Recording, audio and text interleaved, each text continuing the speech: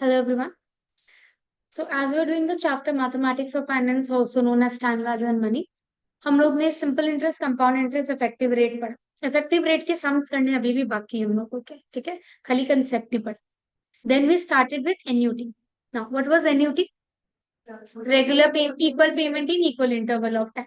ना पेमेंट का अमाउंट बदले और ना ही ड्यूरेशन चेंज होगा, ठीक है। फिर हम लोग पढ़ा एन्युटी दो तरीके का होता है depending upon when you are making the payment. एक होता है बिगिनिंग ऑफ द पीरियड, एक होता है end of the period. End of the period default होता है which is also known as ordinary या एन्युटी रेगुलर। जब हम लोग payment beginning of the time period में कर रहे हैं उसको कहेंगे एन्युटी ड्यू या इमीडिएट एन्युटी। वो क्वेश्चन में चला के वो लोग लिख के दे। अब देयर आर सर्टेन क्वेश्चन जिसमें सिंगल टाइम पेमेंट हो, ठीक है, वो एन्युटी के क्वेश्चंस नहीं, वो नॉर्मल कंपाउंड इंटरेस्ट के क्वेश्चन या फिर normal present value future value के क्वेश्चन। प्रिंसिपल को हम प्रेजेंट वैल्यू बोलते हैं, अमाउंट को हम फ्यूचर वैल्यू बोलते हैं। तो future value is present value into compounding value to the power installment. और अगर प्रेजेंट वैल्यू चाहिए तो डिवाइड कर देना आप। तो अगर सिंगल टाइम पेमेंट हो रहा है that's a question of compound interest. लेकिन अगर कोई भी पेमेंट बार बार आपको मिल रहा है या आप बार बार कर रहे हैं, वो क्वेश्चन क्या हो गए? वो एन्युटी के क्वेश्चन हो गए। हाँ, फिर अब एन्युटी में हम लोगों का चार तरीके का फॉर्मूला है। ऑर्डिनरी एन्युटी में प्रेजेंट वैल्यू का एक फॉर्मूला, फ्यूचर वैल्यू का एक फॉर्मूला। आपका एन्युटी ड्यू में भी प्रेजेंट वैल्यू का एक फॉर्मूला है, फ्यूचर वैल्यू का एक फॉर्मूला। हाँ या ना? आई होप आप लोगों को फॉर्मूलाज याद है, because if you don't remember the formula you can't. हाँ, correct. So will start with the questions of annuity. बीच में हो सकता है एक दो आपको कंपाउंड इंटरेस्ट का भी मिले, तो क्वेश्चन रीड करके पहला है identification, whether it is a question of annuity और नॉट। सेकंड, अगर ये एन्युटी का है तो कौन सा अमाउंट क्या है, प्रेजेंट वैल्यू का क्वेश्चन है, फ्यूचर वैल्यू का क्वेश्चन है, ऑर्डिनरी का क्वेश्चन है, ड्यू का क्वेश्चन है। यदि कुछ नहीं बोला है तो किसका होगा? ऑर्डिनरी एन्युटी का क्वेश्चन होगा। क्लियर? स्टार्ट कर। That's your first question. पढ़िए। मिस्टर एक्स बोरोड, बोरोड मतलब लोन लिया है। लोन हमेशा क्या होगा? Present value ordinary annuity. ये तो हम लोगों को पता है कि लोन जो होता है वो हमेशा क्या होगा? Present value ordinary annuity. हाँ या ना? ठीक है। ये 5 लाख क्या है? बोरोड लोन, लोन अमाउंट है तो प्रेजेंट वैल्यू हो गया। To buy a house if he pays equal installment for 20 years. Equal installment 20 साल तक दिए जा रहा है, तो ये एन्युटी है, बार बार दे रहा है। कुछ नहीं बोला है तो एनुअली है, तो ये एन हो गया मेरा एट 10%, ये आर हो गया मेरा। तो मेरा कंपाउंडिंग वैल्यू क्या है? 1.1। Compute the amount of installment, मतलब क्या निकालना है? एन्युटी निकालना है, आर। क्लियर? सो कौन सा फॉर्मूला लगाना है? Present value ordinary annuity. क्या है फॉर्मूला? आर 1 - प्रेजेंट वैल्यू है तो डिवाइड होगा, डिवाइड है तो पावर नेगेटिव होगा। 1 + i⁻n/n/i। सो आर निकालना है। प्रेजेंट वैल्यू 5 लाख है। आर 1 - 1.1 ⁻20/0.1। हाँ ना? सो बहुत केयरफुली क्या करेंगे हम लोग? सबसे पहले 1 / 1.1। हाँ ना? मल्टीप्लाई, इक्वल टू दबाना है 20 बार, 2 से लेके 20 तक वापस। 1 / 1.1 दबा के इक्वल टू दबाया, मल्टीप्लाई। अब क्या हो रहा है? 1 / 1.1 ही 20 बार आएगा। हाँ ना? सो 2 3 4 5 6 7 8 9 10 11 12 13 14 16 17 18 19 20। क्या है स्क्रीन पे? 0.148 समथिंग है स्क्रीन पे, 0.148। अगर नहीं है तो वापस लो। 1 / 1.1 इक्वल, मल्टीप्लाई का साइन, इक्वल टू दबाओ 2 से 20 तक काउंट करके। 0.148643 ये होना चाहिए स्क्रीन पे। आ गया? अब देखो ये मैंने किसका कैलकुलेशन किया है? ये कैलकुलेशन खाली इतनी सी दूर का है। इसके आगे क्या साइन है? माइनस का साइन है, तो साइन चेंज करो पहले, प्लस माइनस का सिंबल है। करा। अब क्या करना है? +1 करा, डिवाइडेड बाय 0.1 करा। अब ये वैल्यू मेरा कैलकुलेट हो चुका है। आर निकालने के लिए मैं 5 लाख को इस वैल्यू से डिवाइड करूंगी, तो इसको क्या करना है? स्टोर कर दो, m+ कर दिया। अब 5 lakh divided by MRC equal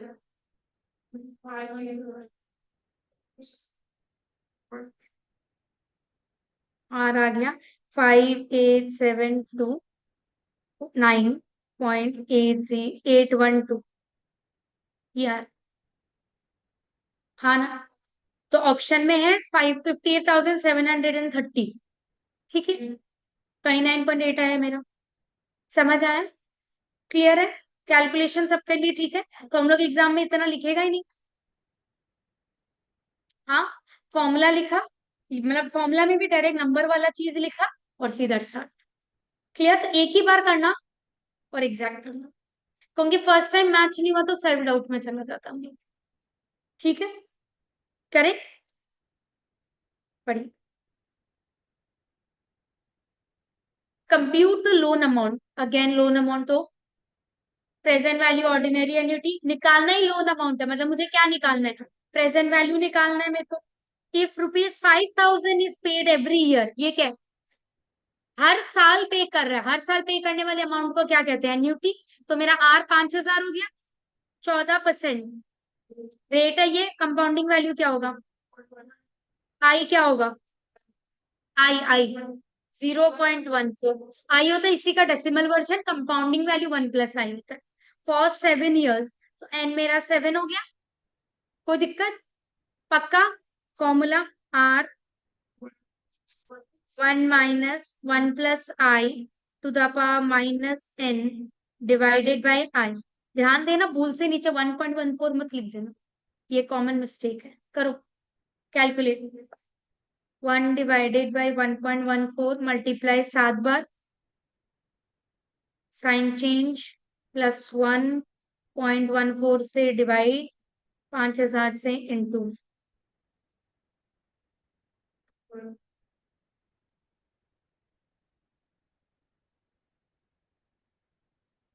final calculation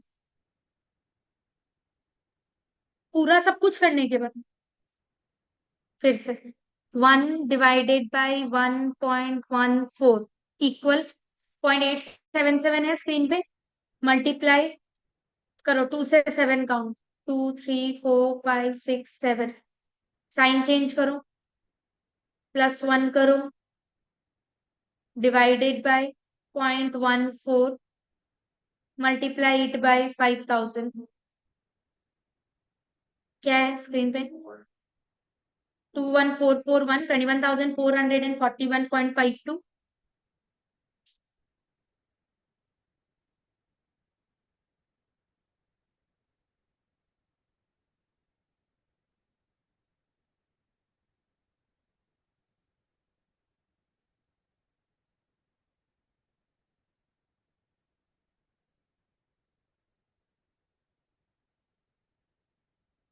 अच्छा अच्छा,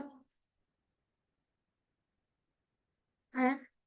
एग्जाम में 2 कैलकुलेटर लेके जाना अपने लिए, सिर्फ अपने लिए 2 ले जाना और सेम ले जाना जिसमें आप करते हैं। No risk. ठीक, हो गया? पहले शांति से पढ़ो।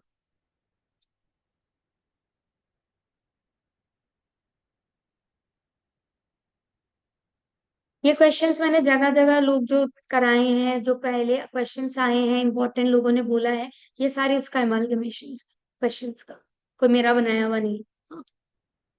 Mister x purchase TV costing ₹13,000। 13,000 पूरा टीवी का कॉस्ट है। अब ये खरीदने के लिए मैंने पहले डाउन पेमेंट करा 3,000। डाउन पेमेंट क्या होगा? जो मैं उस टाइम पे कर, तो मैंने 3,000 तो पे कर दिया, बचा 10,000। फिर उसको पे द बैलेंस, बैलेंस मतलब 10,000, उसको पे कर रही हूँ मैं 4 ईयरली इंस्टॉलमेंट में। मतलब मेरा 10,000 का मैंने लोन उठाया, उसको मैं ईएमआई, ईएमआई क्या होता है? Monthly instalment. ईएमआई क्या होता है? एन्युटी होता है। तो मैं उसको 4 ईयरली, ईएमआई तो नहीं हो गया, वो तो मंथली होता है, 4 ईयरली इंस्टॉलमेंट से चुकाऊंगी। कितने रुपए को? 10,000। तो 10,000 क्या है? लोन अमाउंट हो गया, प्रेजेंट वैल्यू हो गया मेरा। एन मेरा क्या हो जाएगा? 4। 4 साल का बात हो रहा है, एनुअल का बात हो रहा है। Compute the amount of installment, मतलब आर निकालना है, एन्युटी निकालना है अपने को। If rate of interest is 14%, I क्या है? 0.14। कंपाउंडिंग वैल्यू 1 + i क्या? 1.14। समझ आया? हाँ या ना? तो मेरा लोन अमाउंट प्रेजेंट वैल्यू हो गया 10,000 रुपया। आर अपने को निकालना है, एन मेरा 4 है, आई मेरा 0.14 है, और 1 + आई हो गया 1.14। हाँ ना? करो। 10,000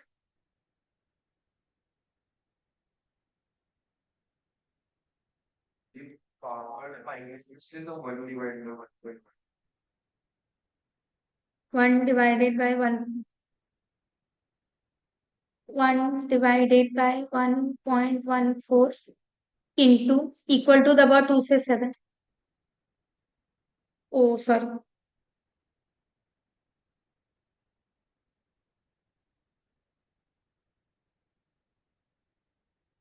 2 3 4, साइन चेंज करा, +1 डिवाइडेड बाय 0.14, सेव करना है। फिर 10,000 डिवाइडेड बाय MRC कितना? आर आ गया 3,432.0478। ऑप्शन में 3432 होता है। ठीक है, कोई दिक्कत? क्वेश्चंस में आप लोग को PDF भेज दूंगी।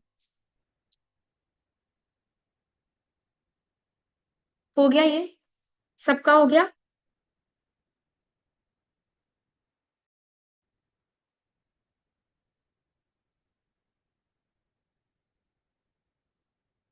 Person bought a house paying ₹20,000 cash down मतलब डाउन पेमेंट। तो 20,000 का डाउन पेमेंट हो चुका है। तो जो भी उसका अमाउंट था, अगर वो 1 लाख का था तो 80,000 लोन बन जाएगा। ठीक है, 20,000 तो पे हो गया, पर यहाँ हमें पता ही नहीं कि उसका कॉस्ट क्या है। तो 20,000 का पेमेंट तो हम कर चुके हैं। अब जो बचा हुआ अमाउंट है वो क्या है? मेरा लोन हो गया, जिसको चुकाने के लिए क्या बोला है? आप हर साल 25 साल के लिए 4,000 रुपया देगा।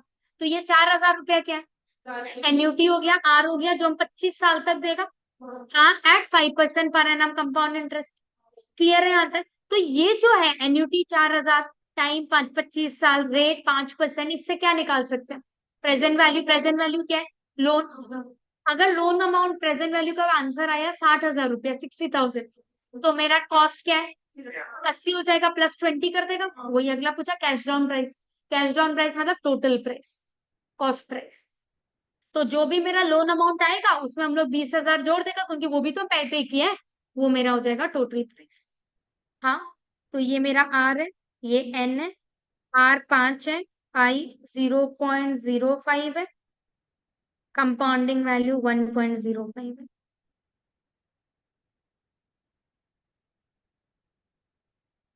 1 + I⁻n डिवाइडेड बाई आई।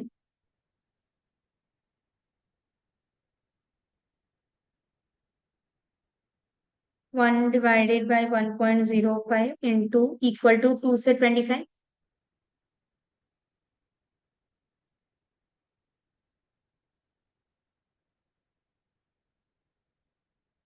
25 तक करके ही आ रहा है, साइन चेंज करा, +1 करा, डिवाइडेड बाय 0.05 करा, इंटू कितना आ रहा है? 56,375.77। हाँ ना? ये मेरा कॉस्ट प्राइस है क्या? नहीं, इसमें 20,000 जुड़ेगा, +20,000 करो। सो कॉस्ट प्राइस हो गया मेरा 76,375.77। ऑप्शन में 375, बोलो 0.7 नहीं लिखा था। कोई दिक्कत किसी को भी? हटाओ,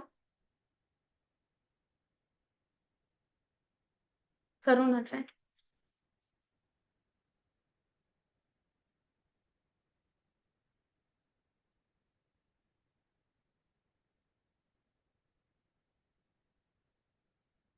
Man purchased a house costing ₹3 lakh by paying ₹2 lakh as down payment and the balance in 20 half-yearly installments at 12% per annum. Find the amount of installment.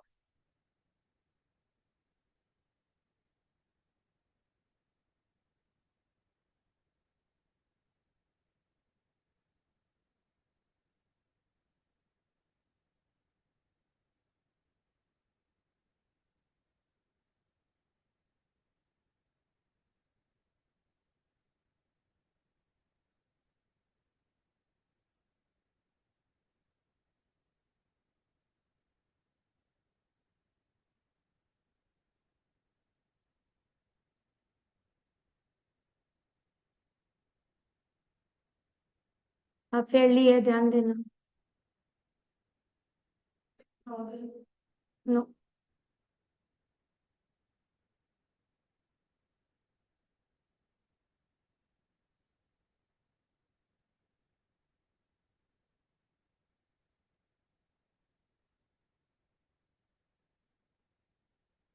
Last 1 minute, 1 minute wait करूंगी फिर।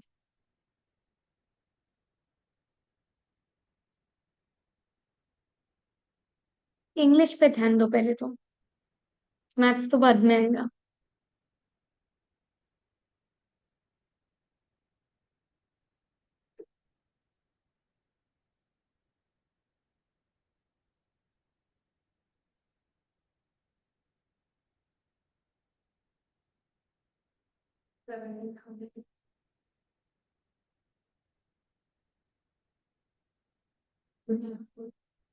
Read the question. एक घर खरीदा कितना रुपए में? 3 लाख का। उसमें 2 लाख रुपए तुम डाउन पेमेंट कर चुके हैं, हाँ या ना? तो मेरा जो घर है वो है 3 लाख का। उसमें से हम 2 लाख का तो डाउन पेमेंट कर ही चुका है। लोन अमाउंट कितना का है? 1 लाख का रुपए। हाँ। अब ये 1 लाख, ये मेरा प्रेजेंट वैल्यू हो गया, लोन अमाउंट है तो इसको हमको चुकाना है एन्युटी से जो गायब है। ठीक है, हाफ ईयरली इंस्टॉलमेंट कितना? 20। अगला ये नहीं बोला 20 साल, अगला बोला 20 इंस्टॉलमेंट। मतलब था 10 साल, हम लोग को 20 इंस्टॉलमेंट पे करना है, तो एन मेरा 20। 20 हाफ ईयरली इंस्टॉलमेंट, मतलब मेरे को 20 इंस्टॉलमेंट देना है। 20 इंस्टॉलमेंट देने के लिए साल कितना चाहिए? 10। तो अगला 20 ईयर नहीं बोला है, 20 इंस्टॉलमेंट ही बोला है, खुद ही कैलकुलेट करके दिया है, मेहनत नहीं करना पड़ा। पर आप लोग उल्टा कर दिया उसको। रेट अगला क्या बोला है? 12%। तो 12, वो लोग रेट हमेशा पूरा साल का ही देता है, तो हम लोग कितना परसेंट लेके सम करेगा? 6% लेके सम करेंगे। तो आई कितना होगा? 0.06। 1 + आई क्या होगा? 1.06। हाँ ना? So present value R 1 - 1 + I to the power -n upon I।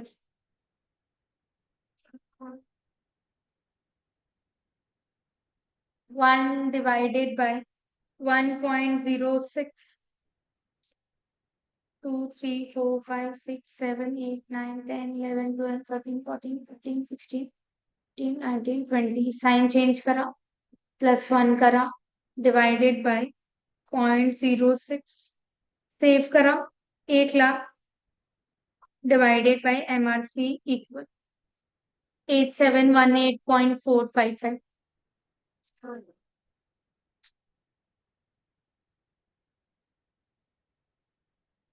ये मेरा एन्युटी अमाउंट हो गया। क्लियर? समझ आया?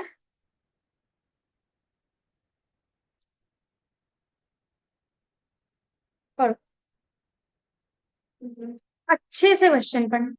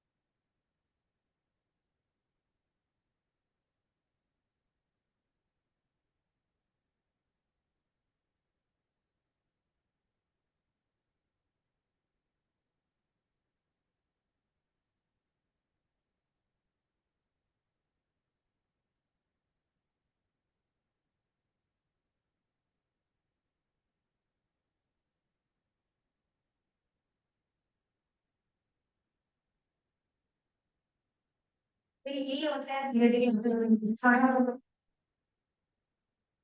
क्या।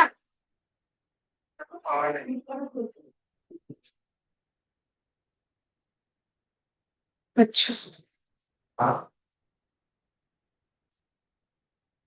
वापस से एक और क्वेश्चन।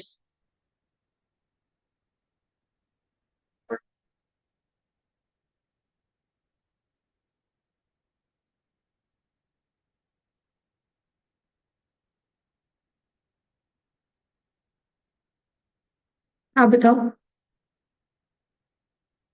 आपको क्या लगा है, प्रेजेंट वैल्यू लगा है ना फ्यूचर वैल्यू लगा है, पहले तो ये बताओ।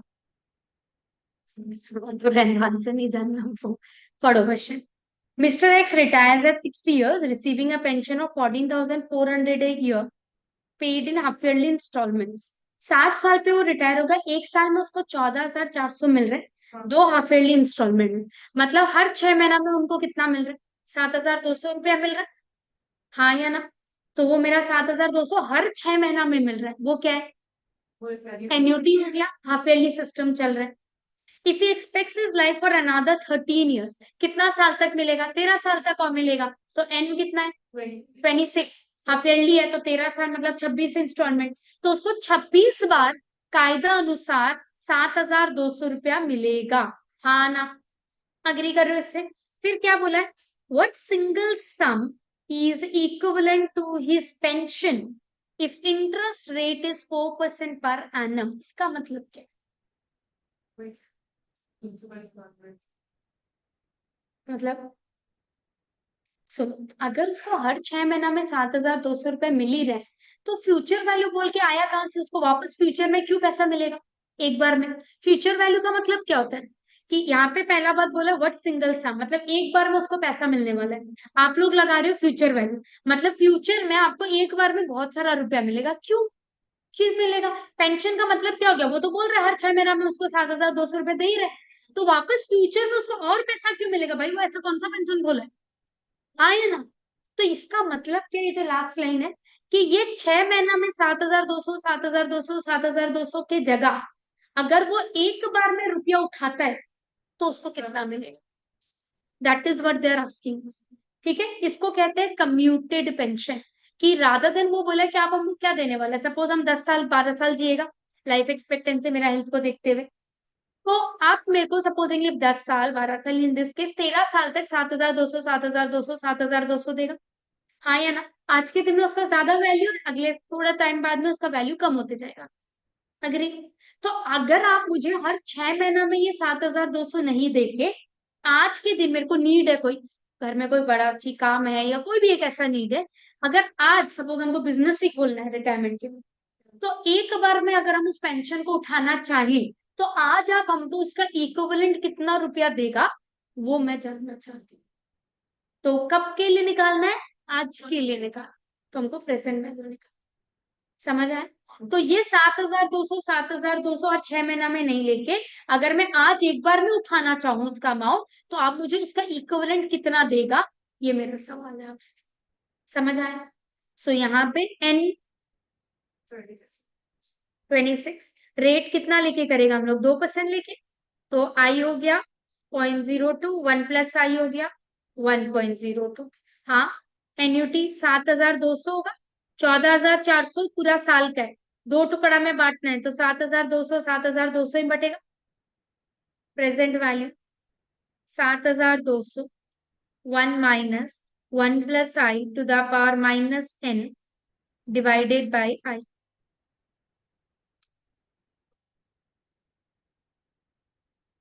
1 / 1.02, 2 3 4 5 6 7 8 9 10 11 12 13 14 15 16 17 18 sign change +1 divided by 0.02 multiplied by 7,200, 1,44,871.4575। यही आया। तो अगर मैं आज के दिन एक बार में उसको उठाती हूँ, तो ये मेरे को इतना रुपया मिलेगा। तो मुझे हर 6 महीना में 7,200 मत दो आप, मुझे आज एक बार में आप 1,44,000 871.45 रुपीज। क्या ये समझ आया? हम्म।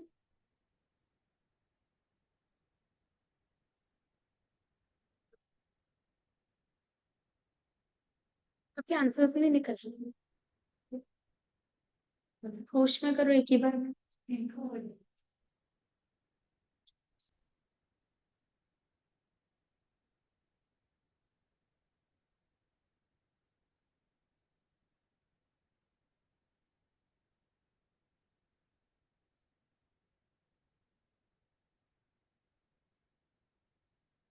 पढ़ी। Person invest ₹500 at the end of each year. क्या है ये? आर हो गया at the end of each year with the bank which pays interest at 10% per annum. तो ये आर हो गया। Amount standing to his credit. ओहो, very nice question. The amount standing to his credit 1 year after he has made yearly installment for the 12th time. See, ये accounts है। तो आप लोग ये सोचो ही मत कि इससे छुटकारा मिलेगा, अगला बार इंटर में फिर है। तो ये तो पढ़ना ही है, अच्छा लगे बुरा लगे जो लगे पढ़ो। ये लास्ट लाइन का मतलब इंग्लिश समझाओ। The amount standing to his credit 1 year, मतलब उसको क्या मिलने वाला है कब?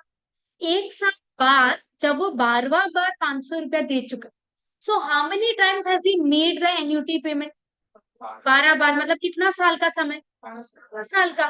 तो 12 साल तक एन्युटी दिया, उसके वजह से उसको एक मिलेगा पैसा कब? 12 साल बाद। तो फ्यूचर वैल्यू का बात हो रहा है। ठीक है, लेकिन हम वो 12 साल के एंड में पैसा नहीं उठाए, हम कब उठाया पैसा? उसके 1 साल बाद। तो क्या मैं एन्युटी और एक बार दे सकती हूँ? नहीं, अगला खुद ही बोला 12 बार एन्युटी पे हुआ है, लेकिन 1 साल के लिए तो और बैंक रखा है, तो क्या होगा? नहीं, माइनस क्यों करूंगी? 1 साल तो और देना है। सुन सोच, सपोजिंगली मैंने बैंक के साथ 500 रुपया रखने का SIP या जो भी है वो करा। ठीक है, मैंने बोला मुझे, मेरा इमेजिनेशन था कि मुझे 12 साल के बाद में, ठीक है, कोई एक प्रॉपर्टी खरीदना है या मैं कहीं बाहर सेटल होना चाहती हूँ, whatever it may be the reason, या मेरा कोई कंस्ट्रक्शन का काम है, मशीन ही खरीदनी। जो मैं आज मशीन खरीदा उसका लाइफ एक्सपेक्टेंसी 12 साल के। तो हमको 12 साल के बाद में एक नया मशीन खरीदने के लिए एक बार में पैसा चाहिए। तो हम 12 साल के लिए हर साल 500 500 रुपए देते रहा बैंक को, कि एक बार में पैसा जमा हो जाएगा, 12 साल के बाद हमको रुपया मिलेगा। तो 12 साल खत्म हुआ, बैंक बोले ये लो रुपया, पर मेरा मशीन बढ़िया चल रहा है। हम लोग क्यों ले? 1 साल और चल रहा है, हमको लग रहा है 1 साल और चलेगा, चलने दो। तो हम बोला कि आप ना हम एक और बार दे देते, बैंक बोलेगा नहीं, अलाउड नहीं है। तो हम बोला ठीक है, कितना कायदा बनता है मेरा? बोला इतना रुपया का। हम बोला दो। फिर हम बोला अब ये पैसा हम आप ही को वापस जमा करना है, अब रखो 1 साल के लिए। तो वो 1 साल के लिए अगर मैं बैंक को कोई रुपया देती हूँ तो मुझे क्या मिलेगा? उस पे इंटरेस्ट मिलेगा। कोई एन्युटी सिस्टम चल रहा है? नहीं, नॉर्मल कंपाउंड इंटरेस्ट मिलेगा 1 साल। तो जो भी मेरा 12 साल के बाद फ्यूचर वैल्यू का कायदा विड्रॉ करने का बनता था, उसको मैंने बैंक के पास में 1 साल और रख दी। तो उस पे मुझे 1 साल के लिए और इंटरेस्ट मिलेगा, एक ही साल के लिए मिलेगा। फिर कितना रुपया हो रहा है वो पूछा है। क्या ये बात समझ आया? हाँ या ना? तो सबसे पहले फ्यूचर वैल्यू निकालना, कितना के लिए? 12 साल के लिए। निकालिए। आर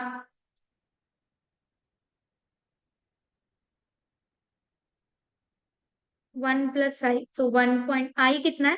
0.1। 1 + i 1.1। तो 1 + i⁻n -1/0.1। हाँ या ना? हाँ या ना? तो 500 करो कैलकुलेशन, ये तो बेसिक है। 1.1 multiply 2 3 4 5 6 7 8 9 10 11 12 -1 into divided by 0.1 into 500 रुपया। कितना आ रहा है? 10692.14। हटाना नहीं, एक बार के लिए ऐसे यहाँ लिखा मैंने, ठीक है। ये स्क्रीन पे है। अब इसको हम 1 साल के लिए जमा करेगा तो ये अब क्या बन गया? प्रिंसिपल। ये मेरा 1 साल के लिए इन्वेस्ट हो रहा है। 10% रेट चेंज किया है क्या बोलो? कायदा अनुसार चेंज होता है प्रैक्टिकली, क्यों? क्योंकि जो एन्युटी में है वो सेम रेट कोई नहीं देगा। पर अगला चेंज किया नहीं तो हम 10% लेके सम करेगा। 10% मतलब कंपाउंडिंग वैल्यू लगाओ 1 साल के लिए। तो इसमें क्या करेंगे? इंटू 1.1, एक बार इंटू 1.1 ही तो करना है। कितना आया? 11761.356। हाँ ना, क्या ये समझ आया? ऑप्शन में 6 1 है खाली, ठीक है। क्लियर हुआ? ये बहुत कॉमन क्वेश्चन है, आपके आईसीआई के मॉड्यूल में भी है, एग्जाम में भी बहुत कॉमन किया। एग्जैक्ट एकदम समझ आ गया सब?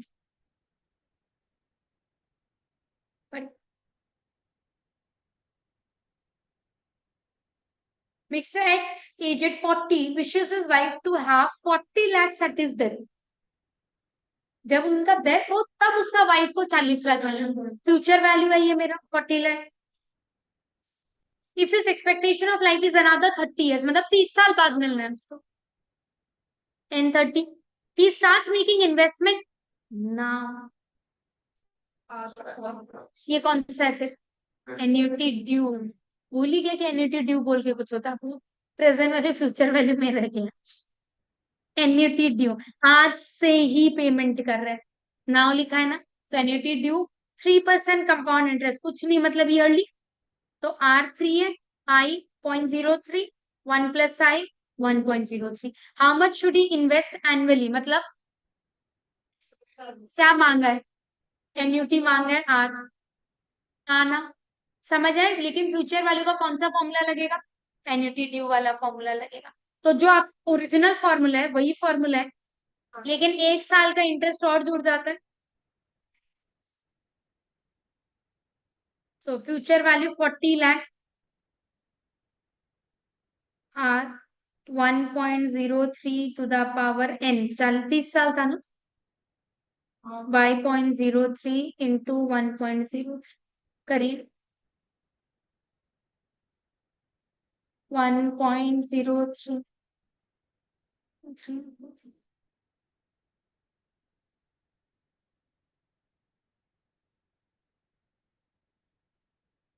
30 -1 divided by 0.03 into 1.03,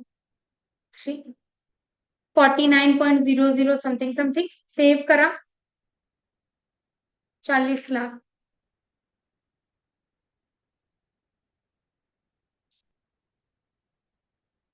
81,628.19।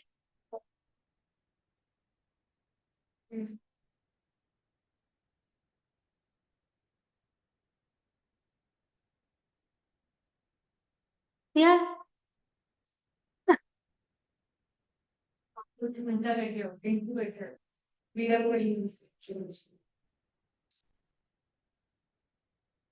छोड़ो ना, क्लीन करो वापस करो। गिव अप करने नहीं बोला, छोड़ो नहीं बोलने बोला, वापस करने बोला। ना ना ना, होश में रखे करो, एक ही बार में करो लेकिन होश में रखे करो। क्या बढ़िया लगेगा ना। ऑब्वियस नहीं है, 40 लाख के लिए हम 1 करोड़ रुपए का इंस्टॉलमेंट हर साल देगा, बहुत पैसा है मेरे पास, और फिर रिटर्न में भी हम 40 लाख ही ले रहे हैं।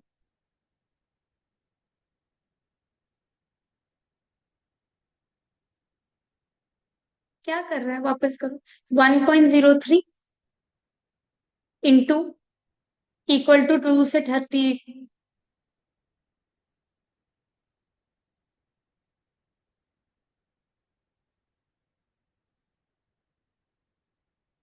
2.427 है क्या स्क्रीन पे?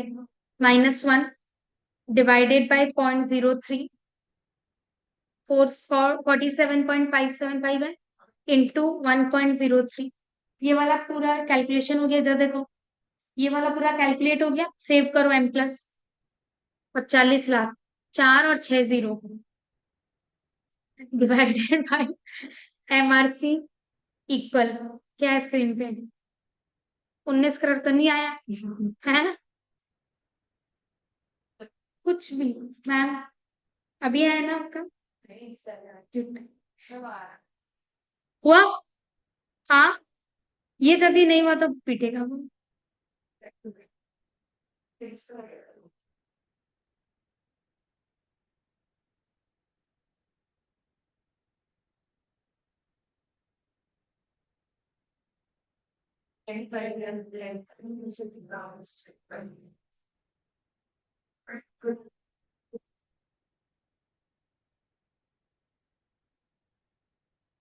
करो।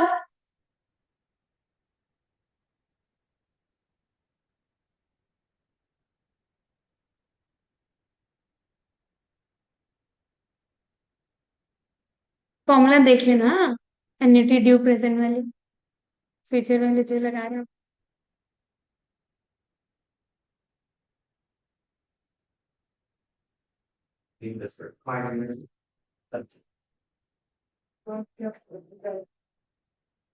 इसीलिए बोला देख लो, अब जो फुर्ती से कॉन्फिडेंस में लिखा वो वही डाउट हो गया था कि आपको इतना ही अगर याद है मतलब कुछ ग्राउंड कर रहा है।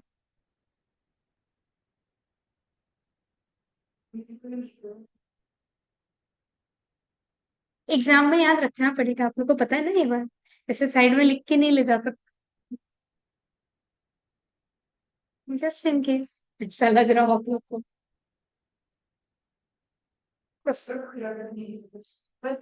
यही लास्ट है आप लोगों का इसमें, अभी लास्ट ही चल रहा है।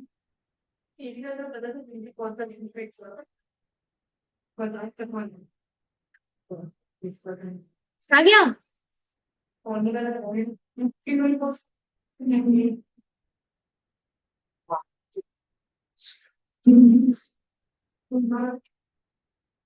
दस हजार में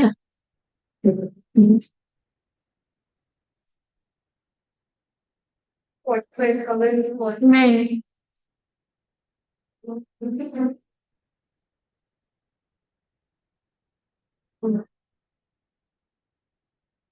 इधर ये क्वेश्चन में बोला है कि पेरेंट्स अपना बच्चा को 5 साल 10,000 रुपया दे रहा है, 5 साल के लिए, आज से ही दे रहा है, आज से दे रहा, फ्रॉम टुडे बोला, बोल के एन्युटी ड्यू है। वो अपना बैंक में डिपॉजिट करता जिसपे उसको 10% इंटरेस्ट मिले।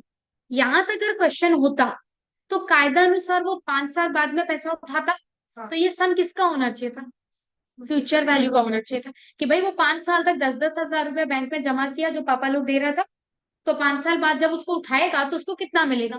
तो कायदा अनुसार सम का क्वेश्चन बनता था फ्यूचर वैल्यू का, पर अगला मांग लिया प्रेजेंट, दिमाग बंद करके मांगा है, वो दे दो। तो एन्युटी ड्यू प्रेजेंट वैल्यू को निकालना, फॉर्मूला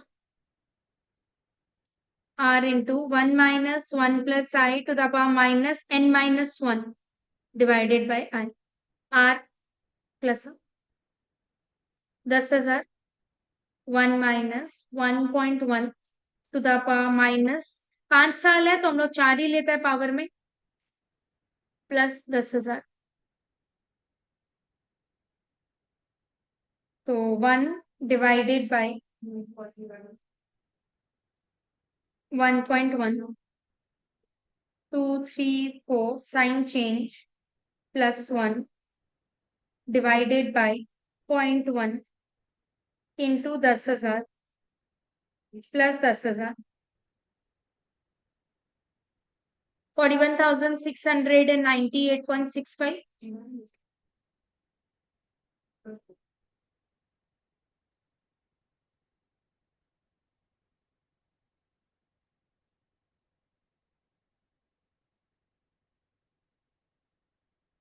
ये सब आप लोग को खुद सोचना है और खुद लाना है, हम नहीं कराएगा वहां पे, तो थोड़ा खुद से करना सीखो।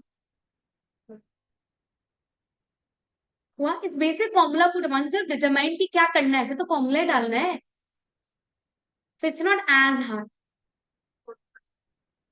इवेंचुअली नहीं करना ही है, there is no eventually. Okay, now we'll start.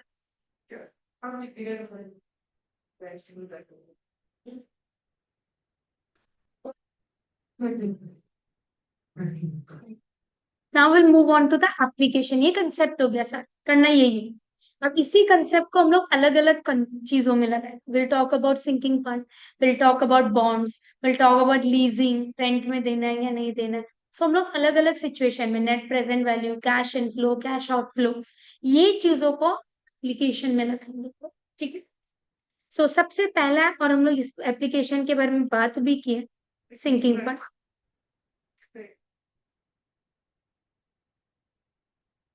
Sinking fund क्या हो गया?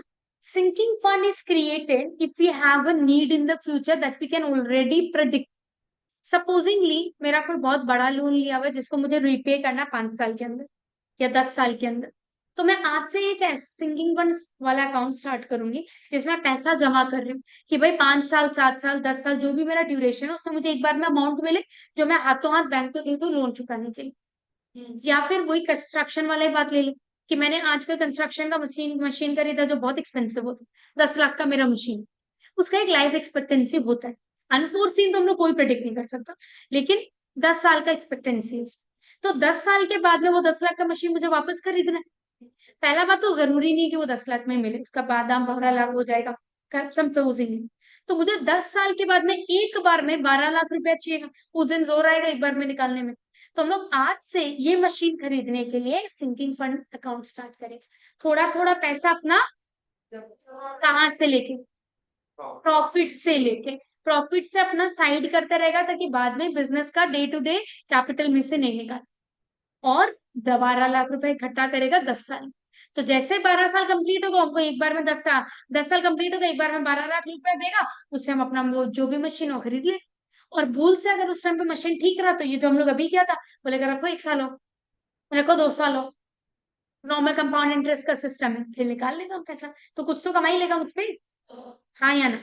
तो सिंकिंग फंड क्या होता है? Sinking fund is created when we have a already predicted need in the future. The funds that we set aside from our profit to either clear out the liability that is huge or to buy a new asset. कोई machine खरीदना है, कुछ भी जमीन खरीदना है जो हम पहले से प्रेडिक्ट कर रखा है, उसके लिए अगर हम फंड्स इकट्ठा कर रहे हैं तो दैट इज सिंकिंग फंड। अब अगर हम प्रॉफिट से साइड कर रहा, प्रॉफिट कब होता है? एंड में। तो ये सिंकिंग फंड क्या होगा? Ordinary annuity. पैसा कब मिलेगा? बाद में। बाद में फ्यूचर में है ना प्रेडिक्शन, तो क्या है ये? Future value. तो सिंकिंग फंड हमेशा फ्यूचर वैल्यू ऑर्डिनरी एन्युटी होता है हमेशा। तो जैसे सम स्टार्ट हो रहा है कि in order to purchase a new machinery we have to set aside a fund, मतलब ये सिंकिंग फंड स्टार्ट हो रहा है। हाँ या ना? अब अगर फ्रॉम टुडे अगला चला के बोल दिया तो अलग बात है, वरना नॉर्मली ऑर्डिनरी एन्युटी। तो सिंकिंग फंड नाम है, लेकिन लगा तो हम लोग ऑर्डिनरी एन्युटी फ्यूचर वैल्यू का ही फॉर्मूला रहा है। तो ये जो एप्लीकेशन है उसमें लगेगा वही चार में से कोई एक formula, depending upon the situation. बस नाम directly present value future value नहीं होगा, बदलेगा खाली इतना ही चीज। हाँ, लिखिए। Funds set aside, set aside with a purpose to either repay liabilities or purchase a new asset.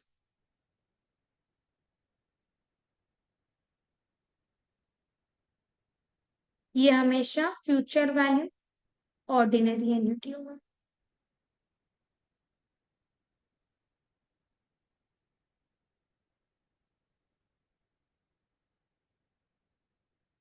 Ready? करें?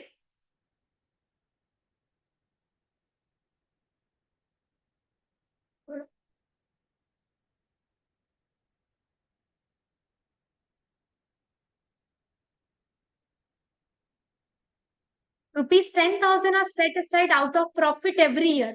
हर साल हम लोग अपना प्रॉफिट में से 10,000 अलग कर रही है, क्या है? With a purpose to purchase a new machinery, एक एसेट खरीद रहा है, तो ये किसका सम है? सिंकिंग फंड का सम है फॉर 10 years। एन मेरा 10 हो गया एट 10%, तो आई हो गया मेरा 0.1, 1 प्लस आई हो गया 1.1। What will be the amount of sinking fund, मतलब क्या निकालना है? फ्यूचर वैल्यू, अमाउंट मतलब फ्यूचर वैल्यू। तो फ्यूचर वैल्यू निकालना है अपने। आर ऑर्डिनरी एन्युटी वाला फॉर्मूला लगेगा, 1 plus I to the power n -1 upon 0 upon I, 2 3 4 5 6 7 8 9 10 -1 divided by 0.1 into 10,000। कितना आ रहा है?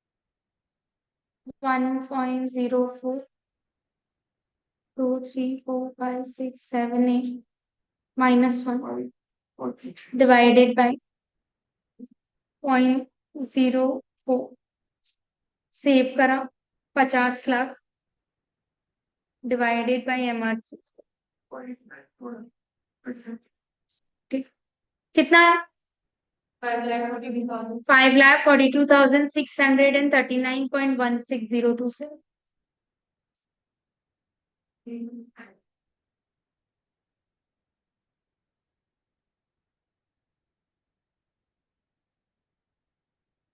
हुआ।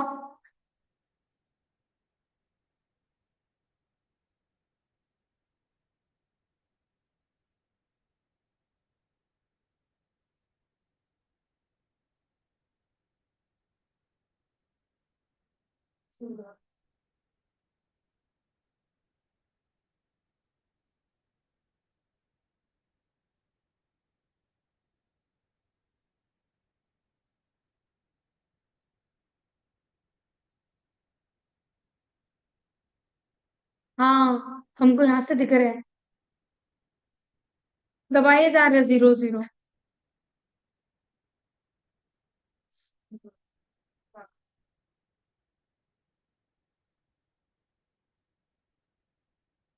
ये हम लोग का एक एप्लीकेशन है, और ये एप्लीकेशन हम लोग का पहले डिस्कस भी किया हुआ था। Now will move on to the second application, ये है लीजिंग। इसमें क्या हो रहा है कि सपोजिंगली मेरे पास में एक जमीन है, ठीक है। अब वो जमीन का मेरा आज का कॉस्ट है, ठीक है। हमको आज के दिन उसका 3 लाख रुपया मिल रहा है, 4 लाख रुपया मिल रहा है, जितना भी मिले।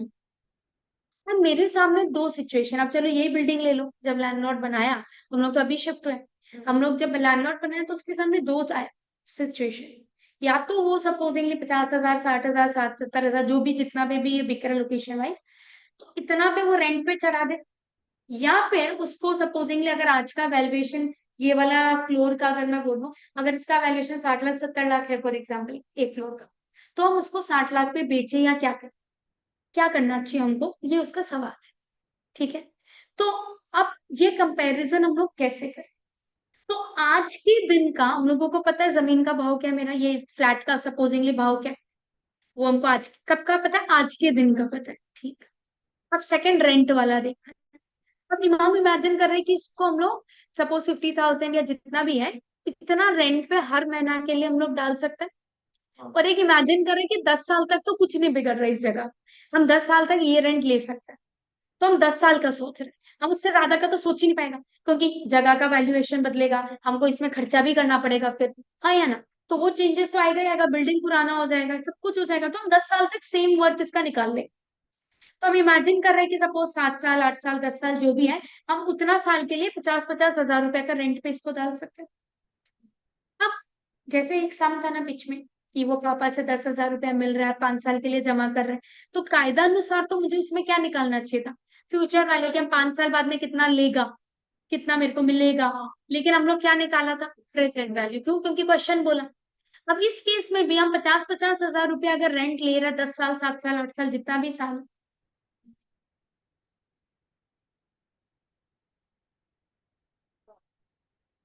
उतना साल के लिए हम डाला। ठीक है, अगर हम ये सोचे कि हमको एक बार में उसका कितना एक्यूमुलेटेड अमाउंट मिल रहा है, फ्यूचर वैल्यू नहीं निकाल सकता। क्यों नहीं निकाल सकता? निकालने को तो निकाल सकता है पर मेरे काम नहीं आएगा। क्यों? क्योंकि वो जो हम बोल रहे हैं कि मेरा सपोज इस जगह का दाम है 50 लाख या 60 लाख आज के दिन का, वो तो आज के दिन का भाव है। 10 साल बाद में हमको इस जमीन का क्या मिलेगा हमको क्या मालूम, बढ़ भी सकता है कम भी हो सकता है, जो भी चेंजेस तो आएगा। तो अगर मैं कॉस्ट ऑफ द एसेट आज के दिन का ले रही हूँ, तो मेरा जो ये करेंट वाला कॉस्ट है मैं उसका भी फ्यूचर वैल्यू नहीं निकाल सकती। मुझे उसका भी क्या निकालना पड़ेगा, प्रेजेंट वैल्यू निकालना पड़ेगा।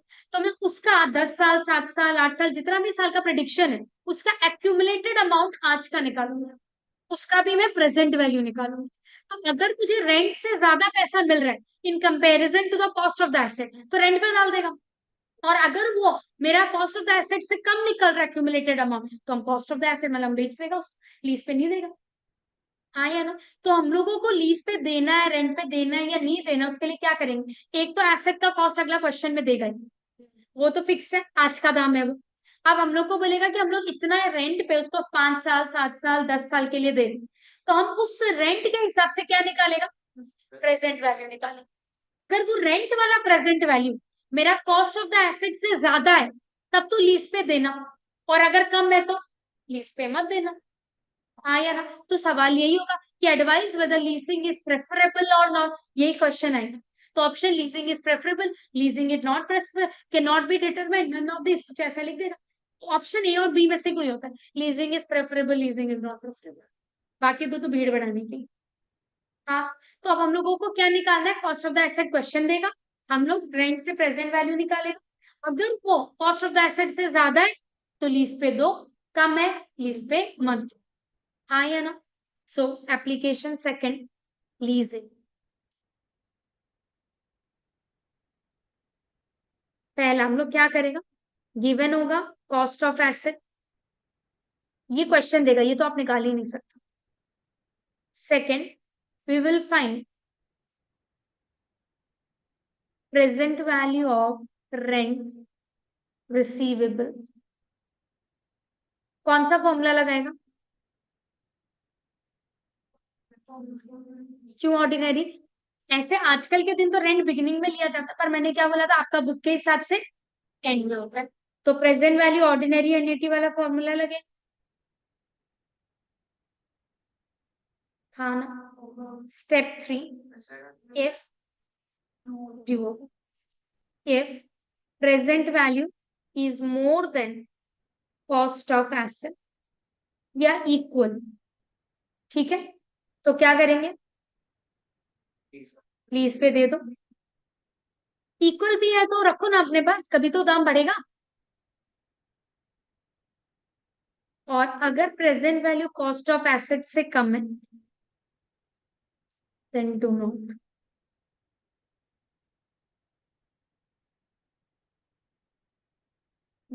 Give lease. समझ आया?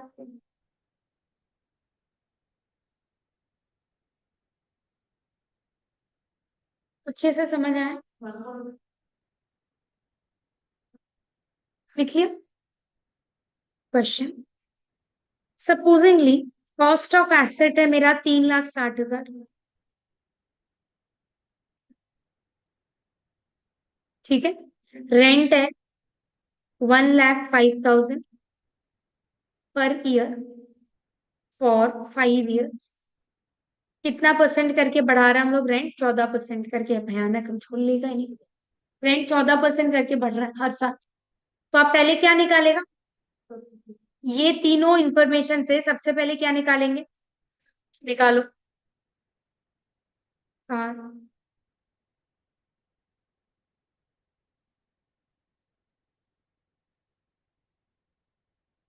इससे आई 0.14 था, 1 + I 1.14 हो। क्लियर करना कैलकुलेटर, 1 / 1.14, 2 3 4 5, साइन चेंज करा, +1 करा डिवाइडेड बाय 0.14 इंटू 1,05,000 कितना आ रहा है? 3,60,473 हाँ ना?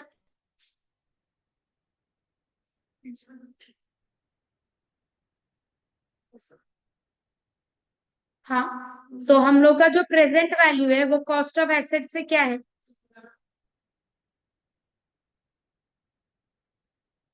तो क्या करें? Leasing is preferable. कितना भी ज्यादा, 1 रुपया भी ज्यादा है तो हम लोग तो इक्वल पे भी दे रहे हैं। देखो अगर इक्वल भी है तो चाहेगा कि जमीन मेरे पास रहे, जब ज्यादा भाव होगा तब बेचेगा, अभी क्यों बेचेगा?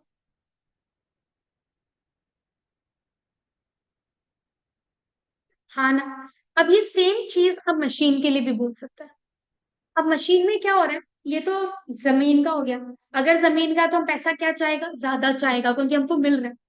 अब एक मशीन है, सपोजिंगली कोई कंस्ट्रक्शन के लिए अगर हमको चाहिए मशीन, हम मेरा खुद का ही कंस्ट्रक्शन का काम, तो अगर हम उसको खरीदता है तो मेरा 2 लाख रुपया लग रहा है, ठीक है, वो हम 5-6 साल तक चला सकते हैं। और यही अगर हम रेंट पे लेते हैं तो हमको सपोजिंगली 20,000 15,000 जितना भी महीना का रेंट लग रहा है उतना में हम ले, ठीक है। तो अब हमको ये सोचना है कि ये मशीन हमको खरीदना चाहिए या किसी से रेंट पे लेना चाहिए। अब जैसे हम लोग जो मैंने जो बोला, ये जगह का ही है, हम या तो ये मेरे लिए मशीनरी जैसा ये एसेट ही है, तो मुझे परचेज करना चाहिए ये एसेट या नहीं, जो मेरा नेक्स्ट टॉपिक है, परचेज ऑफ एन एसेट। मेरे को ये कॉल लेना है whether I should buy an asset और नॉट, या मुझे वो एसेट कहीं से खरीदना नहीं चाहिए, रेंट पे लेना चाहिए। तो अब हम लोगों का ही ले लो, इंस्टीट्यूट का ही जगह। अब मैंने रेंट पे लिया, जब ये था तो मैं इसको खरीद सकती थी या तो रेंट पे ले सकती।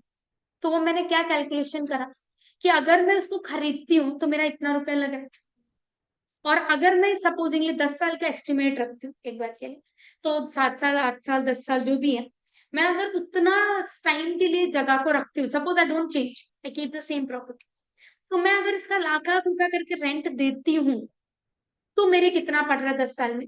और अगर मैं लोन लेके, एक बार में तो पैसा कहाँ से उतारेगा, लोन लेके अगर इसको खरीदूं तो मेरा कितना पड़ रहा है, इंटरेस्ट भी तो देना पड़ेगा लोन को चुकाने के लिए, ठीक है। तो दोनों को मैं कंपेयर करूंगी, in this case what will I want, कम या ज्यादा? कम। अगर मैं रेंट लेके कमती पैसा लग रहा है पॉकेट से, तो हम रेंट पे रहता क्या बेमतलब का नाम करने के लिए हम खुद का खरीदे, और अगर खरीदने से मेरे बहुत सस्ता पड़ रहा है तो खरीद लेगा। मेरे से इसमें तो ये भी था कि अगर बहुत ज्यादा डिफरेंस है तो लेगा, वरना हम अगर जगह खरीद भी रहा फॉर एग्जाम्पल तो भी हम किसी को भाड़ा पे दें, खुद नहीं रहेंगे। कल जो बात किया, हाँ या नहीं? तो परचेज ऑफ एन एसेट में हम लोग क्या करेगा, हम लोग इसमें भी क्या निकालेगा, अगर आज का दाम है मेरा मशीन का तो हम रेंट का भी आज का ही वैल्यू निकालेगा, निकाला प्रेजेंट वैल्यू, ठीक। फिर कंपेयर करेगा, अगर वैल्यू कम है तो लीज पे लो, ठीक है। अगर रेंट से मेरा पैसा कम लग रहा है तो लीज पे लेना, और अगर रेंट से पैसा ज्यादा लग रहा है खरीदने के कंपैरिजन में तो खरीद लेना। हाँ या ना? समझ आया? Same concept. So supposingly machine का कॉस्ट है 4,000 रुपया, अगर खरीदती हूँ टू बाई, रेंट है 1,250 रुपया, कैलकुलेशन के लिए छोटा वैल्यूज रखा है, पर ईयर। ये मशीन क्योंकि सस्ता वाला है तो 4 ही साल चलता है, फिर नया लेना पड़ता है।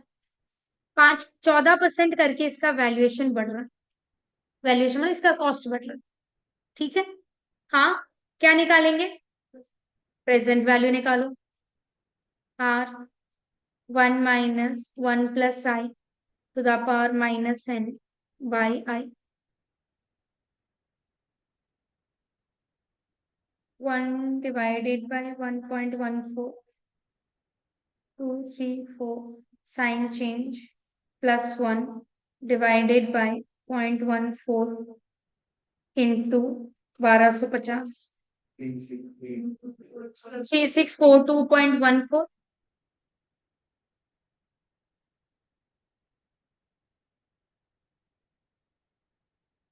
हाँ या ना? और कॉस्ट कितना था? क्या करें, रेंट पे ले लो, रेंट से मेरा खर्चा कम हो रहा है, हाँ या ना? Since present value is less than cost of asset, और मेरा इस बार पॉकेट से लग रहा है ना, जा रहा है, जा रहा है मेरा पॉकेट से, हम तो कम चाहेगा। पिछली बार क्या चाह रहा था, ज्यादा। therefore give on, take on me, sorry, take on rent। क्या ये समझ आया सबको? हम लोग जब एप्लीकेशन का बात करते हैं, हम लोग पहले सिंकिंग फंड पढ़ा। Sinking fund will always be future value ordinary annuity. वो क्यों होता है? अगर हमको कोई मशीन खरीदना है, कोई लोन रीपे करना है, उसके लिए। फिर आता है आपका जमीन को खरीदना है या बेचना है, तो इसमें हम क्या चाहेगा, हमको पैसा ज्यादा मिले, तो हम लोग रेंट का प्रेजेंट वैल्यू निकाला। अगर वो cost of the machine land से ज्यादा है, ठीक है, तो रेंट पे दो ताकि ज्यादा पैसा आए। और अगर बेचने से ज्यादा मिल रहा है तो बेचो ताकि ज्यादा है। और अगर हमको कोई सामान खरीदना है, फिर my point of view, when I am buying it, I what will I want less, तो जहां कम हो रहा है वो तो क्वेश्चन पढ़ना। आपका परचेज ऑफ एन एसेट या सेलिंग अ लैंड, ये दोनों ही चीज एक ही चीज है, basically similar thing. Point of view matter कर रहा है। अगर हम बेच रहे हैं तो पॉकेट में ज्यादा रुपया चाहेगा, हम ले रहे हैं तो चाहेगा, हाँ या ना? So these are the three applications. There are more. We'll talk about it in the next case. Okay? I guess.